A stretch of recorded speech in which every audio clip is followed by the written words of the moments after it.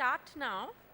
And now we had a session which we had scheduled in the morning, but because of our late thing, everything got, and I'm extremely sorry. I apologize, Dr. Karkhanis. Okay, so now the session that we'll have is on the impact of modern lifestyle on skin biology. So all the time we've been listening to what are the trends and how we should, be designing and formulating a product. But the main thing is efficacy. Unless we know what the skin is and how it's behaving in a lifestyle, in our lifestyle, we will really not know how to make the formulation. So this is going to be a very interesting session. Dr. Amit Karkanis is a dermatologist with a degree from Cardiff, UK. He's a founder of Dr. Twacha Clinics, very familiar site everywhere. And anyone who wants to look beautiful, land up in his clinic. And I know, at least I know a couple who have ended up looking very beautiful. So now please come and tell us how to make cosmetics after telling us how, on what we base it on. Thank you so much.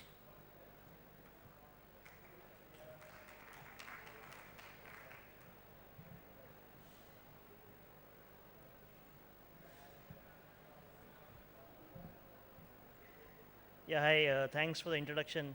So primarily my talk actually is on modern lifestyle and how that affects the skin as well as general biology as a whole.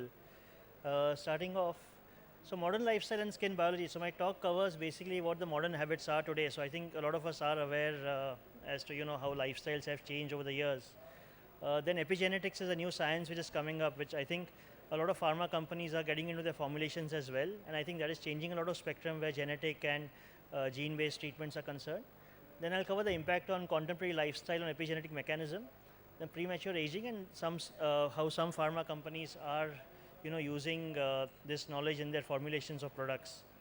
So basically the modern lifestyle, so today sleep is something which is disturbed.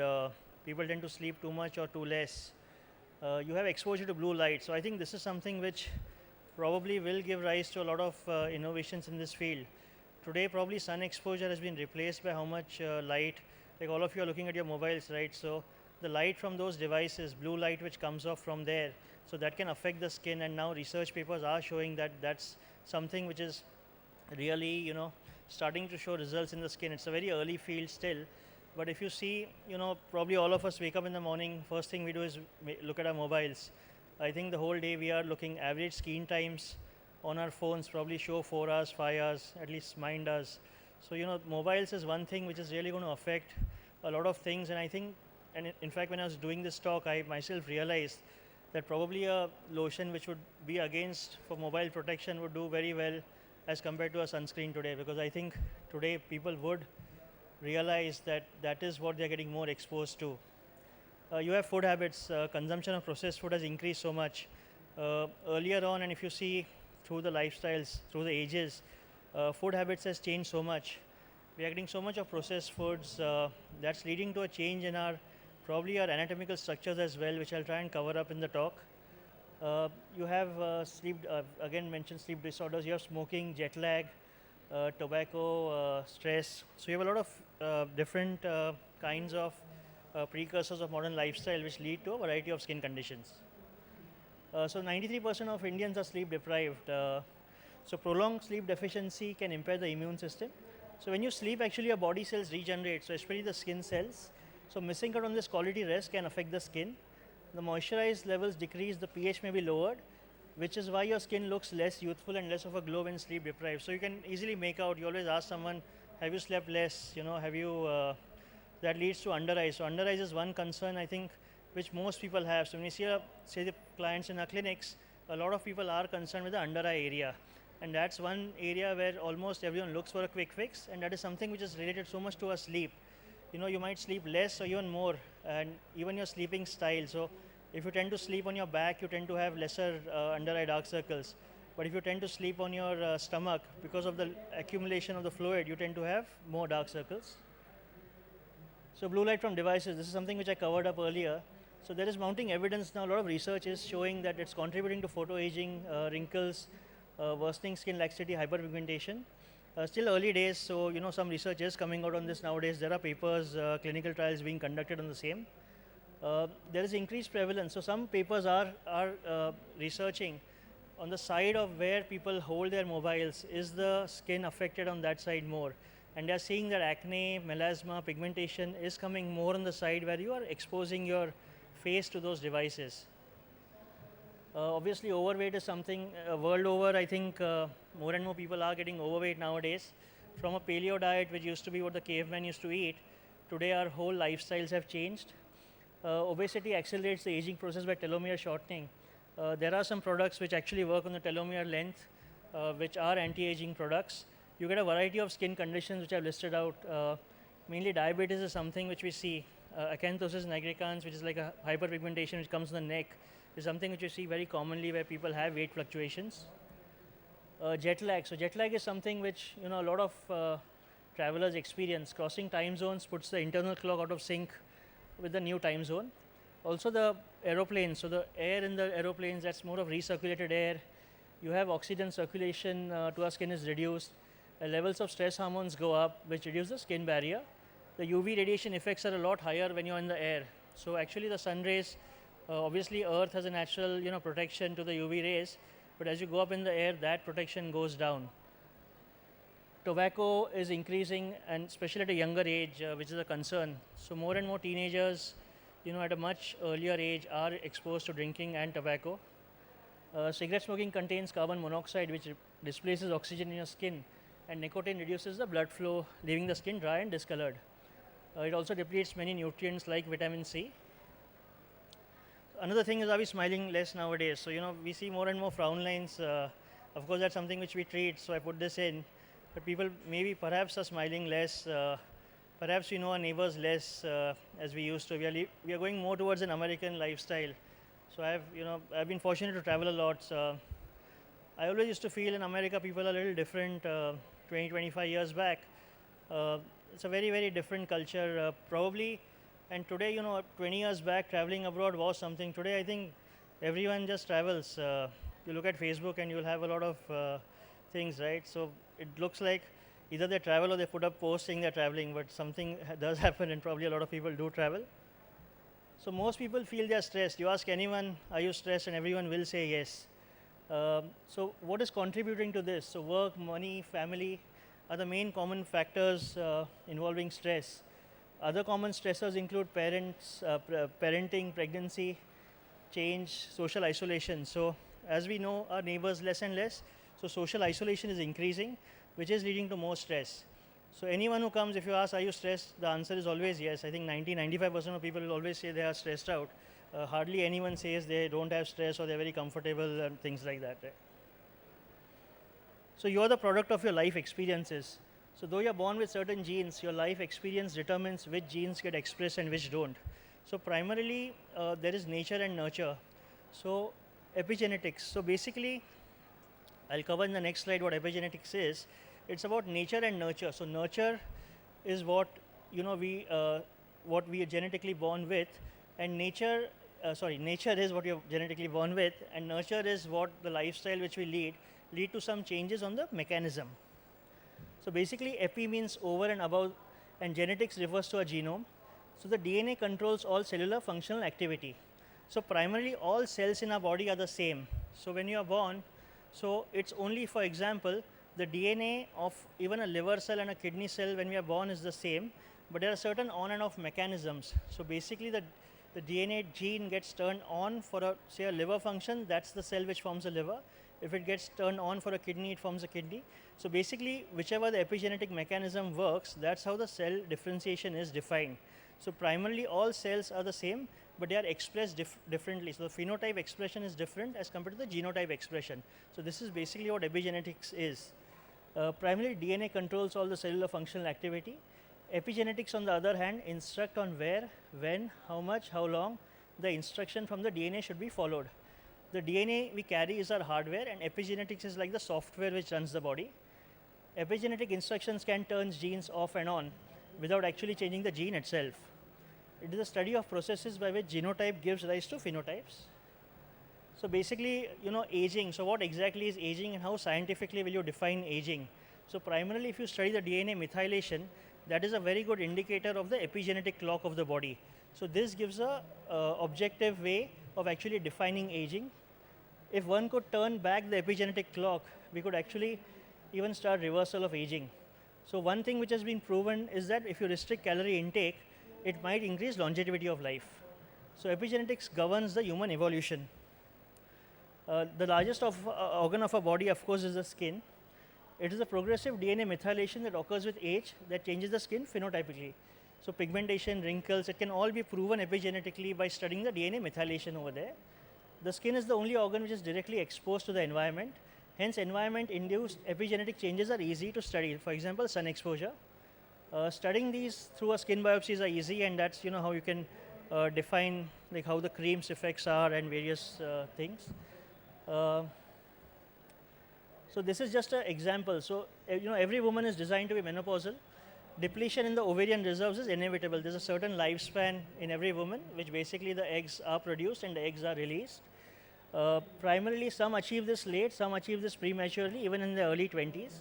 There seems to be an auto-destruct code which is in place, which runs at different rates till the egg finishes. For example, if you smoke, then probably you make the auto-destruct program run a lot faster as compared to if you don't smoke. So that is how a practical example I took of epigenetics of how smoking can induce the body's normal rhythm to change. This is how the humans have developed over time. Today, see, we no longer have to hunt and gather for food, build shelter, or evade dangerous animals. So good physical fitness is no longer a requisite for survival. So you can be fat and weak and be physically disabled, but you can still make it very well. This is the key to understanding why our human physical appearance has changed over time. Basically, this is a few examples of the non-industrialized traditional people. So normally they tend to have more leaner frames, wide nostrils. They tend to have well-developed faces, clear skin, and moderately muscular bodies. So basically, how has appearance of human beings changed over time? So you have more acne, vulgaris, and other skin orders coming up. So this is basically because of dysbiosis. So basically, the gut is where a lot of things are changing. Exposure to processed foods at an early stage in life is basically changing the human body. It's been seen that up to 6 years is what epigenetically you actually can maneuver a child. So what you expose to a child in the first 6 years of life will probably define his whole life going forward. This is what epigenetic research so far has found. So basically till 6, if you want him to learn languages, before 6, if you expose the child more to those things, they will always have that likeliness a lot more as they grow up. So 6 is the cutoff for the epigenetic primary changes to happen. Fat mass. So fat mass is basically more adipocyte tissues are being deposited in the human beings. Muscle mass is decreasing. This is because of decreased physical activity, also dietary changes. General posture is swayback posture, hunchback posture. This becomes sitting on computer work and decreased physical activities again. Development and width of the face, nose and jaws. They have basically become smaller and thinner since the cave age. Shoulder width has decreased. See, there is no doubt that there are many upsides to be a human being in this century. Very few people would probably like to live back in the Stone Age. But having said that, you cannot deny the changes, the negative changes which our body have gone through. So Western diet, how it has changed the human face. Children who grow up eating a processed nutrient-poor diet are at an increased risk of wide range of medical problems, including obesity, type 2 diabetes, and hypertension. Particularly the diet you eat when you grow up can have a major impact on the development of the bones, the jaws. There is solid evidence to show that a soft modern diet, in conjunction with other factors associated with Western lifestyles, can promote abnormal development of the skull and the face, cause malocclusion, impacted wisdom tooth, and natural narrow dental aches. So diet. So earlier we used to always believe there were only 2 studies which earlier came out, which said that diet and acne is not linked. Even we used to tell a lot of patients that there is no link between diet and acne. Now the new papers are showing that it is basically linked. So always I tell my clients that you have to determine yourself whether what kind of food can cause acne in you, because it is not universal. So someone eating a mangoes, for example, can have a lot of acne, but I don't if I have mangoes. So basically it is already individualistic, but definitely because of the biotic changes, which happen in the gut level. That is why we are seeing more and more expression of those acne. In fact, in a study showed that earlier there was no acne which actually existed in the non-westernized population. This is basically the same thing. Perceived facial age, so biomarker of aging. So as society continues to be driven by image and youthful appearance, the age an individual looks is a motivating factor. Aging is a multifactorial process that results in a progressive loss of regenerative capacity and tissue functionality. It is characterized by accumulation of macromolecular damages, impaired tissue renewal, and progressive loss of physiological integrity. So cellular senescence is an irreversible block of the cell cycle that limits the proliferative potential of cells. Transgenerational epigenetic inheritance is the transmission of genetic matters from one organism to the next. So primarily, whatever you do in your life, you also pass it on to your offspring. So basically, that is how the human evolution also takes place. As you might do a lot of chemical things or whatever else you do, because you are epigenetically changing your genes, that small expression passes off to the next generation as well. And then over successive generations, we see more and more of the phenotype expressing itself. And that's how human beings undergo evolution. So now there are some companies which have come with novel skin solutions for the modern lifestyle. So 3 examples which I'll just point out. So is beta-circadin, Royal Epigen P5 and Lumiciase. So primarily Clariant has developed a product containing B-circadin, which is meant for people whose circadian rhythm is disturbed. So people who don't have a proper sleep pattern, this is an active which they have come out with a couple of years back. It has won some awards as well. So basically it maintains the vital synchronization of the skin's circadian rhythm, rapidly improving complexion while decreasing puffiness and dark circles. This is Mibel Biochemistry developed Royal Epigen P5 to delay the aging of the skin. So basically royal jelly, so all honeybees are the same, but there is one honeybee which basically has an intake of royal jelly, and that evolves in a different way and that becomes the queen bee. So actually all the other bees die off, but the queen bee has a much larger lifespan as compared to all the other bees. And royal jelly is a substance which basically has been shown to be the first one which epigenetically can change life. So it can increase life, and I think a few pharma companies are coming out with products which contain royal jelly as the active ingredient. Encapsulation of the peptide. So royal jelly cannot exist in the form without the encapsulation. So that is why they got a nanostructured lipid matrix, ensures its delivery to the skin, target skin layers without losing any activity. Lubrizol developed Lumiciase. This is something which I said, right? So it protects yourself against sun exposure as also against blue light from devices. So it activates opsins on the skin, promotes adaptive responses, helping prepare the skin for the future exposure. It helps minimize the main signs of both digital and solar aging, showing decrease in the number of spots as well as reduction in the not yet visible spots, the UV spots on the skin. Some of the references which I've used. So he who is of calm and happy nature will hardly feel the pressures of aging, but to him who is an opposite disposition, youth and age equally are a burden. So thanks a lot, and that's it.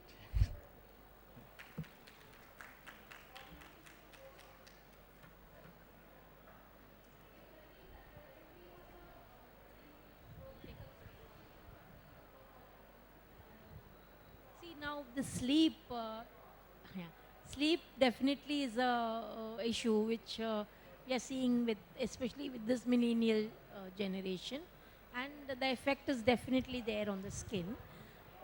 Now there is a trend that even lot of these aroma oils and all, they have started to induce sleep.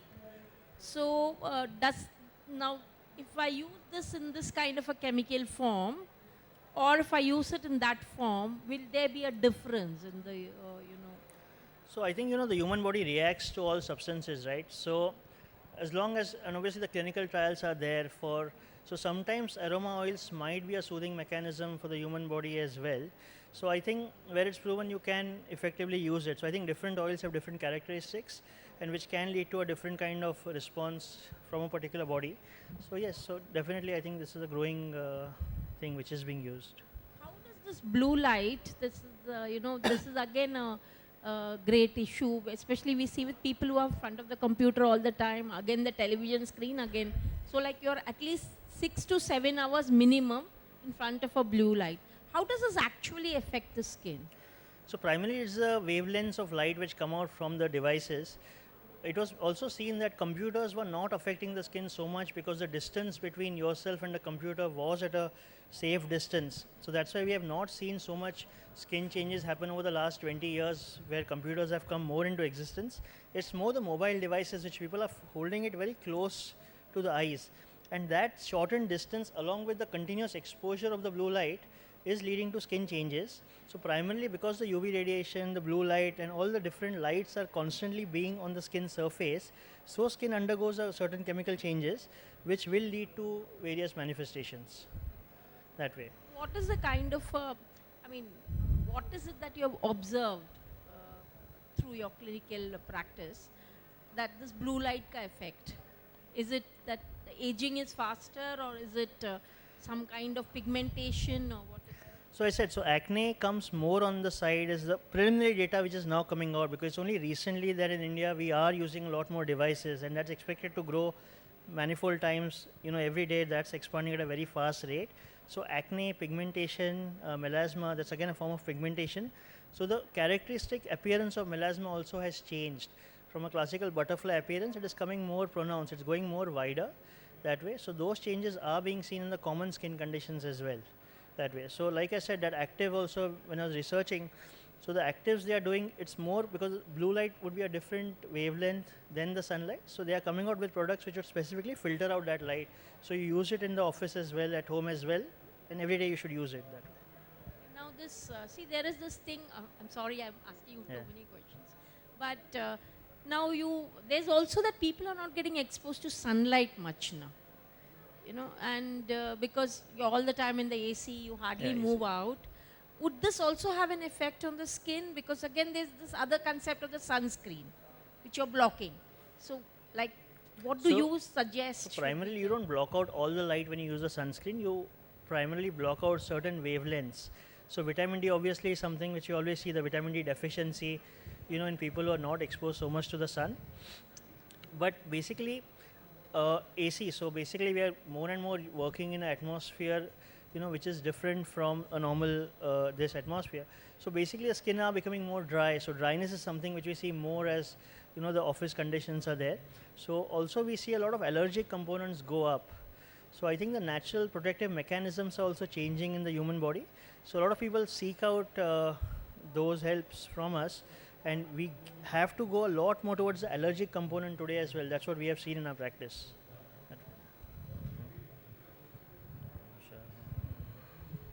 Hello, sir. Yeah. Yeah.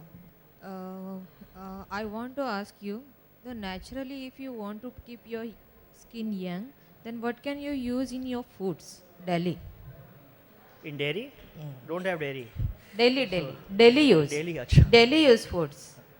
See, today it's very difficult to say, but fruits is something which we always used to recommend. But today the fruits also have changed so much; they have become so much more sugary. There are artificial products which are being used to ripen up fruits. So if you get organic, so again the shift is a lot towards completely organic material. So if you can get organic fruits which you can have, so fruits are always healthy because that is what our diet used to be. Primarily, I eat non-vegetarian, so that's also something which I would ordinarily recommend if you're allowed to have that. Almonds are good, but basically baked products is something which you should cut down. Maida is something which you should cut down. Also, vegetable oils are very controversial whether you should really use vegetable oils for cooking your food. So again, olive oil is not something which you should ever use for cooking your food. Coconut oil tends to be good. Again, vegetables should be eaten more raw as compared to very cooked, because more you cook it, the nutritional value of the vegetable goes off. So how much ever lesser you are able to cook it, it's always better for you to ingest. That's a few things. So more and more, research is showing that dairy products is not very great for the body. So milk also, it's changed so much over time that it's shown to have a lot of diseases. Like there's in fact a diabetes, we see a lot of people getting exposed to diabetes when they have a lot of milk for whatever reason. So milk, cutting down milk is something which we recommend a lot for even to maintain a healthy aging. And even in youngsters, like when I was young, we always told have milk, but today we actually tell a lot of people to cut down milk and see if the body is responding better. But the milk product and the dairy product, most of the give the proteins in that. That's why Sorry, I can't hear you. Sorry. means the dairy products, Yeah. proteins, as you need the proteins for the skin. Then the milk and ghee, all these things. So are ghee the, is good. is the protein nourishment to your skin. Then the best, no? By the our ancients, we are hearding the milk is good for your skin also, and the dairy products also good for your skin also. See, there'll always be different streams of thought, right? So primarily dairy products, more and more we are seeing evidence of not being great for your skin. So you have soya products which might be good. You have some supplements as well. Protein source is very important. So you do have products which can give the requisite protein. So soya again is a source of proteins. So ideally if there is a problem, we normally suggest to shift and then see whether the problem persists. So like that, we might suggest a soya-based diet for someone who's a vegan, and then that's a requirement. Nowadays, sir, after the 25 years, compulsory should have the supplement for the skin. See, primarily, a lot of people just tend to take supplements without understanding. So, a lot of supplements also cross react with each other. So, every day, if you take the same supplement, basically you're overloading the body with that supplement. So, there are some cyclical ways also of taking supplements which basically don't overload the body. So, we a lot of times when we give vitamins and minerals, we give it in a 3-day cycle. Also, for example, iron and vitamin C will always complement one another, but iron and calcium will not. So always if you take iron and vitamin C together, the effect of both increase overall, but it's not something which you need to do every day.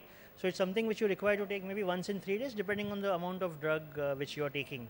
So vitamins are not bad in that sense, but it's better to do it in a medical supervision, or at least ask once before you start taking a long thing. Nowadays in markets, sir, glutathione molecules is very important for the skin. Is it good for the skin? Which glutathione? Glutathione. See, glutathione, we use it basically for making skin fairer, right? So, but glutathione actually is a very healthy molecule as well. So, glutathione basically is a super antioxidant which cleans up the liver. And along with glutathione, you're supposed to take a high dose of vitamin C, which actually gets the fairness out. So, leave the fairness apart. So, primarily, I feel glutathione is a great molecule. Uh, Earlier research was that it was more effective when it was given in the IV form, in the injections form, because orally it was not absorbed in the gut so much.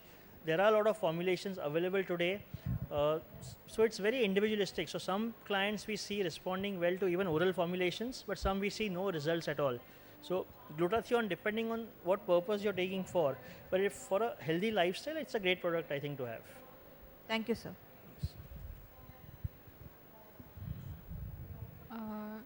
I wanted to know about example about psoriasis. Like previously there was no evidence like how psoriasis happens, but in past few years there is some literature that particular types of bacteria can be seen like staphylococci or etc. on those particular areas. So what are your thoughts on these kind of skin disorders, like particularly causing by bacteria? See, primarily, so as I said, over time, like you said earlier, these diseases did not exist to that extent. It's probably our gut which has gone down. So the probiotics also someone was suggesting, but if you take very high potency probiotics, it actually worsens the gut as compared to improving it. But a moderate level of probiotics which is there can always improve the gut activity. Basically, psoriasis and other modern lifestyle diseases which are more and more seen are a result of a lot of lifestyle changes, what's happening, right? Also, antibiotic use is something on the rise, which is leading to more and more resistant bacteria to come out. Psoriasis is not so much of bacterial condition, it's basically the dryness of the skin in those patches, very layman speaking. But primarily then moisturizing products and all those products help a lot in improving that condition that way. So I think that is the way to go. We also have some newer mechanisms of treatments where you have machines, you have lasers or something which can also be used to remove those spots at that local thing, though it's not a cure for the thing. So again, it's a stress-induced disorder which we see a lot in psoriatic patients as well. So the stress element also contributes to the expression of the disease. Thank you.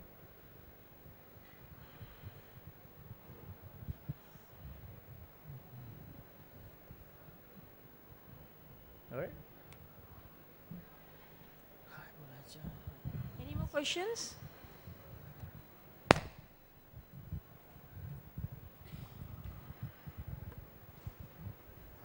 Are there any things which can be applied on skins to protect it from today's environment? Sorry, I can't hear you, sir. Are there any things which can be applied on the skin to protect it from today's environmental and So primarily, lifestyle changes? sorry, so sun protection is something which we always suggest. So sunscreens are there. Always at younger the age you start using a sunscreen, always the better the results. So already once the damage has happened, if you start using a sunscreen, it's not that helpful. Moisturization is something which is the best thing which you can do for skin at an earlier age.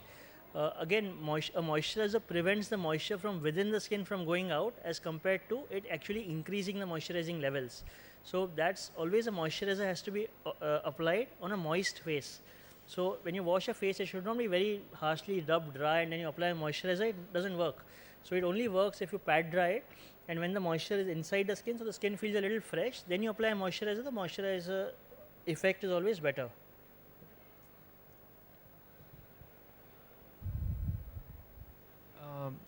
Since someone brought up the skin whitening aspect, what do you think about molecules like alpha-arbutin, polyglutamic acid versus L-glutathione? Alpha-arbutin always has been shown to be an effective molecule to apply in skin brightening or whitening. See, primarily you have pigmentation of various different kinds. So there are specific molecules which will target a particular kind of pigmentation, right? So basically you also have where you probably, mix the different molecules and then you try for the efficacy on the skin. So as long as the clinical trials prove it, so I think those are all good molecules. So any molecule where the effective ingredient percentage which you guys probably manage, that is done in the right combination, and because everyone would like a clearer skin. So I think primarily always we discuss, we always want a more clearer skin, we want more hair and we want to lose weight. These are three things which are universal, which everyone generally wants. Some countries want to look darker, some countries want to look fairer, but everyone wants to look something different than what they are. So I think that's the basic thing. So any molecule which would help to achieve that result, and alpha-arbutin is a great molecule, I feel, to use it.